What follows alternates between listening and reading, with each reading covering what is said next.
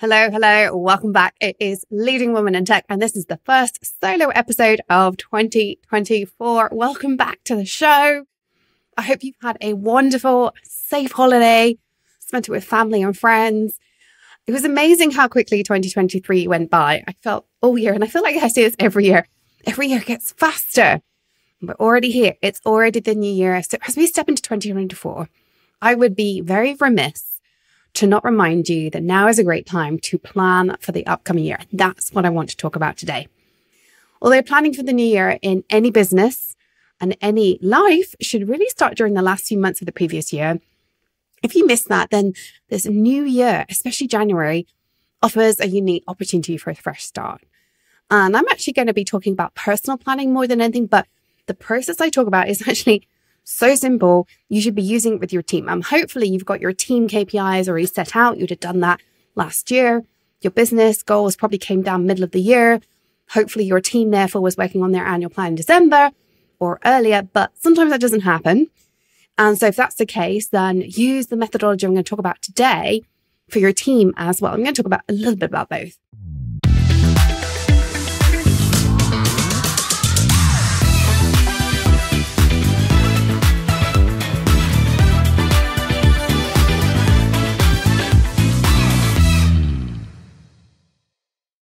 Why do we do this? Well, first up, let's talk about this fresh start effect.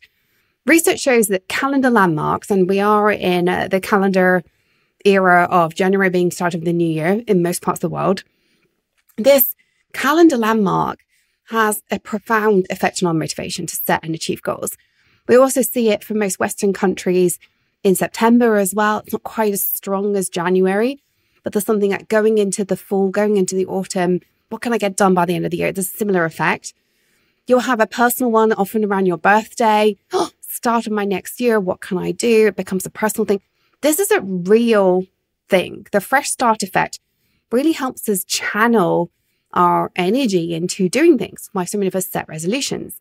And so in this episode, I want to help you take advantage of that fresh start energy in your career goals. I want you to recognize that this January is not just a time for personal resolutions such as losing weight, letting go of all the Christmas stuff, eating healthier, whatever it is you've got personally going on this year. It's also a chance to strategically plan for your professional journey. January isn't a month, it's a fresh start. That clean slate allows us to reevaluate, reconnect, recommit to our goals. While many choose those personal resolutions I talked about, it's really a great time to look at what you want to do professionally. Remember that your career, your job, is the thing you spend more time doing than anything else in your life except sleeping.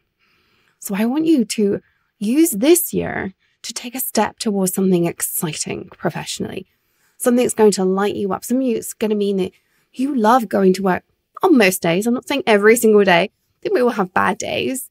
Even I have bad days. I love what I do. But there are days I'm like, oh, do I want to do this? But honestly, I want you to have a job that you love most of the time. And we can do that. We can use this fresh start phenomenon to really engage in getting excited and use your natural motivation that comes at this time of year to set you on that path to some personal objectives that means that you love your job and your career. They are two different things. Remember, your job is what you do day to day. Your career is what you do for the rest of your life. It is recognizing that your job is just a set of daily activities. Your career is a strategy. It's kind of tactics and strategy. But before we dig into making these grand plans, I want to talk about the challenges and pitfalls that cause goals to fall apart. We all know what it is. Some of us have even stopped doing New Year's resolutions. I did a few years ago because of the fear of getting to mid-January, best February, and I'm not doing them anymore. And so we stop making them. We forget to do the work. We make excuses. And everything's stopped within a couple of weeks. And we have this sense of failure and negativity. I want you to focus on the positivity around annual planning. A lot of resolutions fail because we try and do too much at once. But we do want to take advantage of this fresh start effect. So we want to have a chance to set ourselves up for success in the long term, and not just derailing our planning and our goals because we've taken on too much. So the first thing that tends to derail us is not having a clear enough why. On the days when you feel like giving up, your why is going to be what motivates you and drives you forward, even when you don't want to. I remember, gosh, it's about 4 years ago now, I realized I needed to take control of my health. I had really bad asthma. I was really struggling to breathe. The doctors were just giving me more and more drugs that weren't helping, but just made me feel worse, making me feel shaky. And I remember sitting down with my husband in January 4 years ago and saying, I need to take control of this. The doctors aren't helping. They don't know what to do with me. It's right at the beginning of COVID, and my doctor had actually said, you need to go and see a specialist, but they're all busy with COVID. I was like, okay, I have to take control of this. And that was the motivation I needed to take control of my diet. I felt like diet was the first thing to look at because so many people in my family, including my husband, have had dietary restrictions. I've seen the long-term consequences of eating a certain food that's bad for you, and you might not realize you're having symptoms. You come off it. I had a colleague years ago who was an undiagnosed celiac, and she would take so many sick days. She would just get flu all the time. And as soon as she stopped that, she stopped being sick. My mom is also a celiac. It's a long time ago when I was a little girl, but she used to just have stomachache all the time. So I was like, okay, let's have a look at my diet. And I had a really strong why. I was sick and tired of not being able to breathe. And it's been a long journey, but today, except when I get sick, I will tell you that if I get sick, my asthma comes back full whammy. But except when I get sick, my asthma is basically under control purely by diet. And I needed that motivation, though, to look at my eating. Before that, I was like, I don't really mind what I eat. I try and eat my fruit and vegetables, but, I give in to having the chocolate and the sweets, which I love, but they actually trigger my asthma. I still eat chocolate, by the way. I just have to moderate how much. So I want you to have a look at your why. I want you to have a look at what on a specific day would draw upon you to get you through a difficult moment. What is going to push you through the discomfort of growing, of not knowing something, of solving a problem? Have a look at your why. What is it that is driving you? If you don't know that, we need to have a chat. Another thing I want you to have a look at is how realistic your action plan is. When you plan 5 or 10 year goals, the end point can feel so far off in the distance, it may seem unobtainable. But if you break it down into smaller stepping stones that are measurable, then you're going to close that gap between now and 5 or 10 years away. Find some accountability is another key one. Relying solely on willpower just won't be enough. So find an accountability partner, a coach, someone to push you out of your comfort zone. I personally teach self-accountability, but most of the people I work with come to us for some accountability aside from anything else. But then hopefully you learn self-accountability. I have huge amounts of self-accountability, and honestly, it comes down to understanding my why more than anything. But it takes time to build self-accountability. I don't think it's something that most humans have naturally. Most of us really struggle with it. I certainly did for many, many years. And then you may also find that another common issue is having too many goals at once, leaving you stretched too thin, overwhelmed, lacking bandwidth, and you feel like you should just give up because there's too much to do. I personally believe in having 1 or maybe 2 goals at a time. There may be a sequence of goals, and I'm a big believer in the phrase, figure out the one thing that's going to make everything else easier or unnecessary. If I've got a whole load of things I want to do, I order them based on that statement. What's the one thing that's going to make everything else easier or unnecessary? It's so incredibly powerful to do that. But you want to have no more than 1, maybe 2 concurrent goals going on. You work on those, you master them, and then you add in the next one. Then you come to the next one. Now, I've got a 5-10 year plan. I've got a good 5-year plan, and I've got a vague 10-year plan written out, right? They get very vague the bigger they go. And they're big goals. But what I then do is break them down into smaller goals. And I only ever work on 1 or 2 small goals at a time. We're actually still working on our 2023 goals as a business, which are also my personal goals because I'm a business owner. We're still working on them because we didn't get them last year. And I'm okay with that. I like to have a time frame. I'm a big believer in a SMART goal. But I'm also not going to beat myself up that we didn't achieve them last year. We learned so much as a business last year. One of the reasons we're still working on the goals is because we tried a whole load of things. We failed. We learned. And I celebrate that. We learned so much last year. So my personal goals and my business goals are very aligned because of who I am. And we're still working on them. And that's okay. I then have a personal health goal as well alongside that. But again, 1 at a time. The final thing that tends to trip us up is life. Obstacles get in the way, our goals take a back seat. We're unprepared, we're blindsided for life's interruptions, goals become abandoned. That's why planning and anticipation of any challenges is going to be key to your success in staying on track. Remember, anticipating is a really, really important leadership trait as well. All that said and done, I truly believe annual planning is a positive and exciting experience. The goal here is to plan for the long term, to keep your North Star front and center. I talk a lot about North Stars in these podcast episodes, in my coaching and my courses. This North Star is our guiding light. It offers direction in a career trajectory. It's more than one resolution. It's a strategic direction, strategic plan for your professional future. Whenever we're taking action, it's important to have that guiding light, that direction of travel. And having a North Star allows you to have a tactical action plan that's strategically aligned to your vision and values, instead of being all over the place. Far too many of us just tactically attack our future rather than understanding what tactics are going to get me to that thing far in the distance that I want to achieve. So right now as a business, our North Star is to get to the point where we help 1,000 women a year. 1,000 women. That is our North Star. We're not there yet. We have a good idea of how to get there. But for the last couple of years, our tactics have been very much aligned with that North Star. Your personal North Star could be becoming a C-level executive. It might be retiring with plenty of money. Whatever it is, you want to be making sure you're taking aligned action. If you don't know your North Star, you could be sabotaging your success by focusing on the wrong thing. I've seen this so many times. If you've ever realized you backed yourself into a corner professionally, it could be because you lacked a North Star.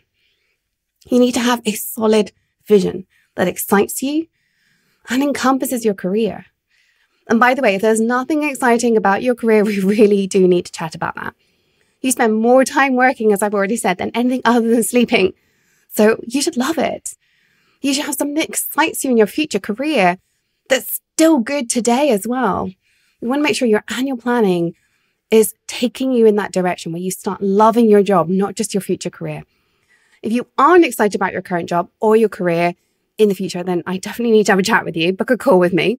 It's why I take clients through my Sparkle Plan process in Lit Up Leadership Academy, where we figure out what lights you up, what's going to help you thrive in your career, what is going to get you out of bed on the difficult mornings, what you love, what you don't love, how to build a career and a job that means you do more of what excites you. For some, those two things are very close. We just need to make some small tweaks so that our current role becomes our North Star direction. For others, we get down to a little reinvention, set yourself on a path towards something you truly love. It can mean a career pivot, which I am happy to help you with. But the key is to make sure you don't put up with not loving what you do. Life is way too short for that. All that said and done, though, the best jobs are when we have a career vision that also aligns with the work we do and the vision we have for our team and our company's vision. When everything lines up like that, you thrive. When you know you love what you do and you happen to be in a company that means that you love what you do, your team thrives and your organization thrives. If you can't get hold of that vision, if you can't get excited about it, if you can't communicate it, you need to reevaluate the strength of your North Star. You need a vision first and foremost, and should be powerful enough that you are excited by it. You need to be reminding yourself of your personal North Star on a regular, ideally daily basis. And you need a team North Star that you are similarly excited about. And more important than anything, you can communicate that team North Star regularly so your team can also get behind it. In an ideal world, and this is what we're aiming for in your planning, by the way, your North Star is so aligned with your company's North Star so that you are in a role where if you achieve your North Star, you are helping the company achieve their North Star. They're going to be different. Corporate North Stars and personal North Stars, unless you're somebody like a CEO like me, they aren't normally aligned, but they should be complementary. If you are on the way to your North Star, you should be thriving at work. And when you thrive at work, you should be doing the work that's going to help your company's direction of travel, that strategic plan that they've got somewhere written down, hopefully. If they don't, we also need to have a chat about your company. And hopefully those two things are aligned. When you do that, things just are magical. One other thing to talk about though with our North Star is, remember, it's not set in stone. If you've got a North Star that's a long way off, as it should be, it's okay for it to change. In fact, as you grow, learn, and develop, and the world moves on, it likely will change. What's true today won't be true in a year's time. You may have to pivot, and there's nothing wrong with that. Don't be afraid. I think so many of us are afraid of setting a long-term goal because we don't know enough to know if that's the thing. We sit on this fence going, oh, I'm so scared to take action in that direction because what if it's the wrong route forward? But that's actually a good thing, because the best way to figure out whether or not it's for you is to take action. Don't worry that it's not going to stick forever. You won't. You don't. None of us stay still. All you're saying with your North Star, so I call it a North Star rather than a long-term goal. That North Star is just a direction of travel for right now until you get more data. When you know better, when you do better, and you can update your North Star and maybe tweak it left and right. You might do a 180. That's also okay. Don't be upset when you realize you want it to change. Embrace the change. If you're unsure of your North Star, it's also okay. It's never too late to start developing one. I've worked with women a few years away from retirement who've never had one, and we talk about it and they come up with something. It's never too late, but the earlier you do it, the more you're going to love life. The journey begins with understanding your why, what drives and excites you in the long term. Reflect on what success looks like for you in 5, 10, or 20 years. Learn how to communicate this vision openly and proudly. Don't be afraid of it. Share it with friends, with family, with colleagues for added support and encouragement. And if you've got people that discourage you, maybe you don't bother having them in your lives as much. Enjoying the journey is crucial for maintaining motivation during challenging times. And this North Star isn't just an endpoint, it's that direction of travel. Remember, it's okay for it to change as you grow, you learn, and as the world evolves around you. So your North Star might not be crystal clear right now. It might be that it's a specific job, a responsibility, a key achievement, financial freedom, a retirement date, something else entirely, but you might not be fully getting it. It's just crucial at this point to recognize elements that matter to you. It could be the pursuit of natural freedom, the ambition to become a leader, or something more hazy at this point, some sort of undefined goal, like feeling and experience. This is a personal exploration. You don't have to share it with anyone, but if you can figure it out, do share it. Be honest with yourself, though, about what truly matters, because that's what you anchor to. If it doesn't feel right, it's not anchored enough. Might be scary, but true. Don't be afraid of being scared of your ambition. We've talked about that before on this podcast. I talk about being scare-sighted. I stole that word from my coach, Corey. You can get scared and excited. Don't be worried about being scared of it, but it needs to anchor you. It needs to excite you in some way, even if it's a bit scary. On average, your North Star should evoke positive feelings, maybe with a little bit of fear of like, oh my gosh, really? But positive feelings, even without all the data. Okay, let's talk about timelines. The thing about timelines is a bit of a weird balancing act. If we think 3 years or less, we tend to think too optimistically as humans. We can think that we can achieve way more than is realistic. It's 2 to 3 years. It's a bit vague. It varies from individual to individual, but short term, we tend to think we can pack more in. How many times have you thought, I can get all this done today, all this done this week? That tends to go to the 2 to 3 year mark. Bizarrely, beyond that, we become more pessimistic and think we can't possibly achieve more. It's like they're so big, those goals, and we have no idea how to achieve them, that we think things are going to take far longer than they actually will. So what I like to do is just pick something in the future, something that excites you. You don't have to put a date on it. It's your North Star. It's not a SMART goal. It's your North Star. Then I want you to break it down into manageable milestones. So start with, let's say that's 10 years away. Don't be scared of, oh my gosh, can I do that in 10 years? It's an artificial point in time at this stage, because things will change in 5 years' time, let alone 10 years' time. If you have a goal for 10 years' time, what would you need to do in 5 years to get there? If you need to be there in 5 years, what would you need to do in 2 years to get there? Then 1 year, and then 6 months, and then quarters, right? This is a great way to do that realistic planning, because you may well have a look at that and think, gosh, I can't possibly do that in 6 months. Okay, push that 10-year thing a little bit further out.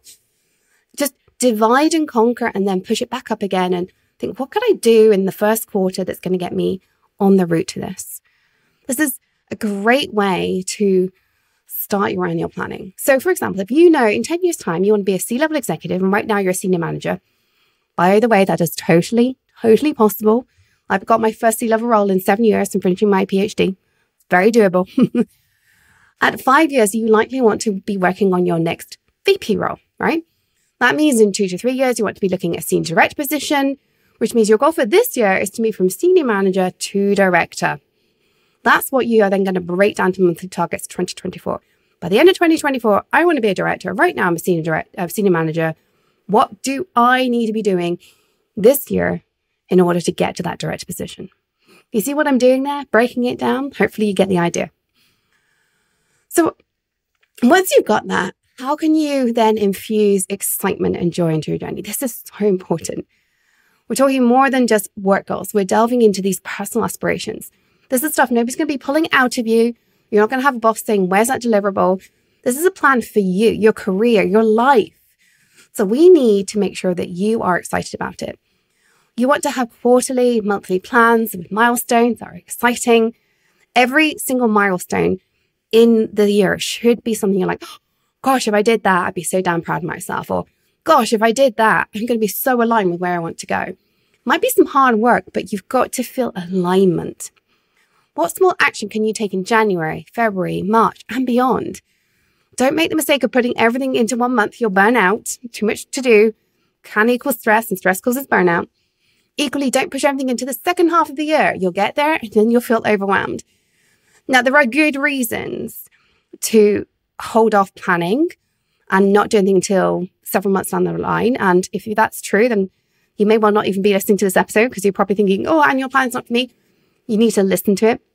There are good reasons. For example, I went through a family bereavement in October and I honestly didn't execute most of my plans in November and December. My business, we just ticked over as a business.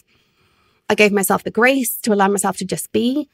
I went through the daily processes and practices to support my clients, but we weren't focused on the growth that is our North Star direction of travel action plan, right? But equally, I didn't want to get going on that for too long. I needed space, but by mid-December, I was definitely feeling more vibrant, more able to achieve stuff. And looking forward to January, here we are, of, okay, let's get back on this road. And I know that my family want that for me as well. So I'm not feeling any guilt. It's where I get my joy and my happiness. So I'm happily back to embracing that. But one word of caution on this. There are lots of good reasons, bereavement being one that's top of mind for me, but lots of good reasons not to plan. This is going to be uncomfortable, but burnout is not a good reason to not plan. I have many women coming to me saying they are burnt out, and they're rightly frightened of planning because of the perceived additional stress that these plans place on us. Here's the thing though. If you're in a job or a workplace that's caused burnout, a plan to exit becomes paramount.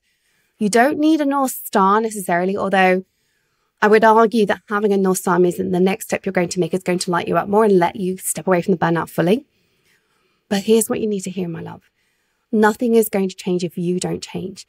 Waiting for some miraculous thing to happen that's going to give you the energy to do the job hunt or whatever it is you need to do to step away from the burnout, that is going to require you to do something differently in your current day-to-day processes. And if you don't do that strategically, you may well change things, but be still in the burnout stage because nothing actually has improved. If you don't plan your exit, nothing is going to change. What I would urge you to do is take baby steps though. If you're planning through burnout, the plan needs to be kind, it needs to be gentle, it needs to excite you if you can get there, but it needs to be lovingly done with a lot of self-compassion. Okay, back on to the main topic now. I also think every plan should have celebration mapped out. Every achievement deserves celebration. How will you celebrate when you hit those monthly milestones, your quarterly goals? This is so crucial and yet so often overlooked. Here's the exciting part. I want you to plan your celebrations. I want you to tell yourself what you're going to do for yourself when you hit that goal, when you hit that milestone, when you've done that work that month.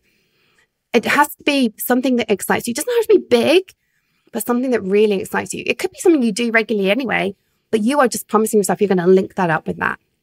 So I love to go and get my nails done. There's a little celebration. I get them done quite a lot, but that's my regular thing. And I will say, oh, this week, that's because I did this. And I'm so proud of myself.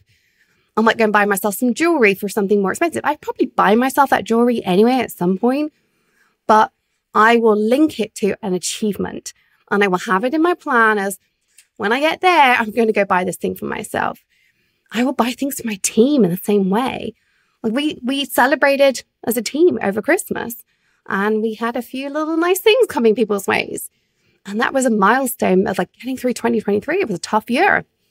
So what I would love for you to do is plan your celebrations, and even better, celebrate with me, celebrate with my community. Head over LinkedIn, slide into the DMs, join Leading Women in Tech on Slack. Link to that in the show notes, by the way. Let us know what your plan is, how you're going to celebrate, then share with us along the journey. Don't forget to drop in every time you achieve something and how you're celebrating. I would love to hear from that.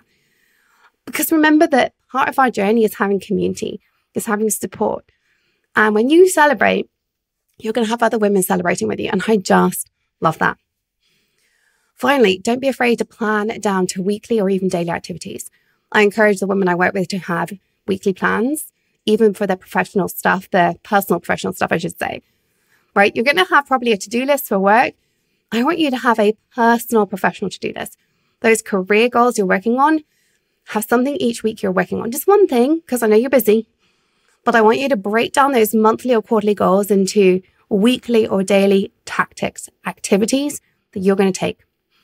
You don't want to do the entire year up front, as things will inevitably change as the years go on.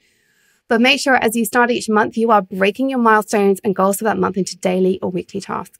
It's not rocket science, but it's often overlooked. As I wrap up today's episode, remember that your North Star is not set in stone. It evolves as you grow. The journey should be enjoyable. It should be aligned with you, your values, and it should be exciting. If you would like to, please come and join us in Lit Up Leadership Academy. This community is where we share our plans, we share our success, we share our celebration, and every single one of us is there to lift each other up, alongside some great coaching to help you along the way. If you want to know more about Lit Up Leadership Academy, head over to the show notes for a link to find out more. Over the next few weeks, I have some big topics to discuss. Scenarios you may experience as a leader, such as trauma in the workplace, how to deal with passive aggressiveness at work, how to set personal boundaries. This is going to be your year. I can't wait to be on the journey with you. I can't wait to be sharing some of my tools with you this year. So here's to an awesome 2024. Until next time, stay in your tech leadership game, follow your dreams, because the world really does need you as a leading woman in tech who's happy, planning, and celebrating. Bye for now.